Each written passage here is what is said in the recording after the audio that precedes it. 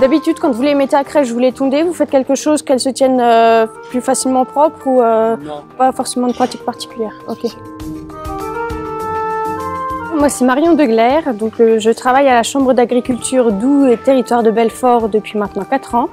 Et une de mes missions, c'est de réaliser des audits AOP dans des exploitations qui sont engagées dans ces filières.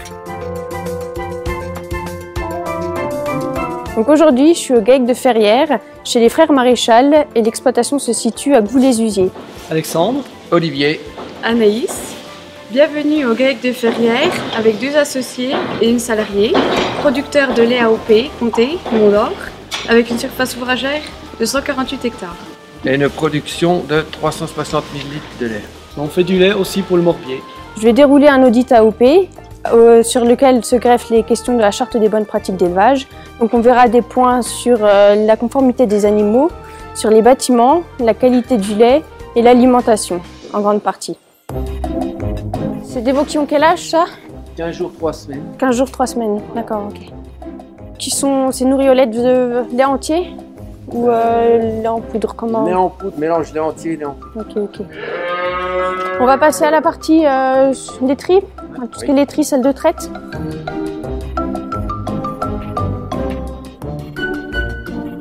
C'est la 3e fois que nous sommes audités. C'est une démarche cohérente avec l'esprit de la filière pour s'assurer rapidement que le cahier des charges est respecté.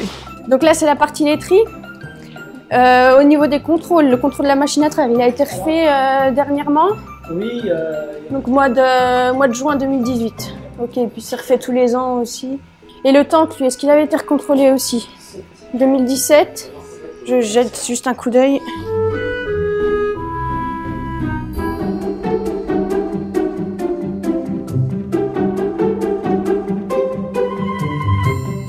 Donc vous êtes bien en zone comté, en zone Mont-d'Or et en zone Morbier.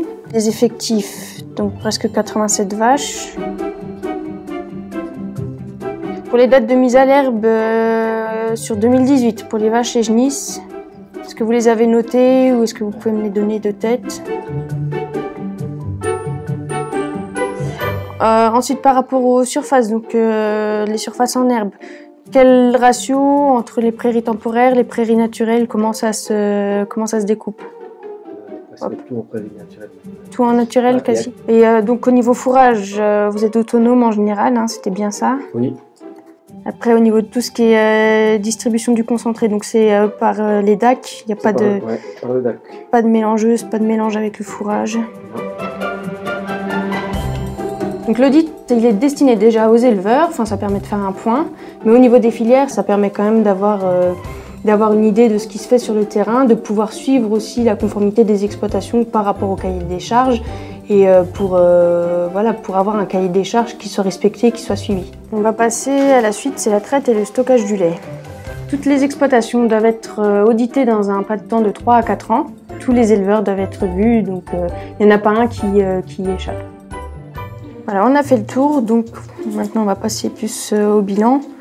Par rapport au carnet sanitaire, de bien noter les interventions du veto. Au niveau de l'exploitation, donc en fait on voit que par rapport aux AOP, il y a quand même des bonnes choses par rapport à l'autonomie fourragère. La surface autour des bâtiments qui est quand même assez importante pour pouvoir favoriser le pâturage des vaches dans des bonnes conditions. Après, les points qui sont améliorés, c'est plus par rapport à la charte des bonnes pratiques d'élevage, c'est pas de l'AOP directement en fait. Quelques remarques qui ont été constatées par l'audit ne sont pas contestées par le GAEC. Elles vont nous permettre de définir une priorité d'action afin de les corriger rapidement, le plus rapidement possible. Dans l'année, donc moi je réalise, on va dire, une 60aine d'audits à peu près. Donc avant de commencer à faire des audits, on suit une petite formation qui peut se faire en interne avec les collègues.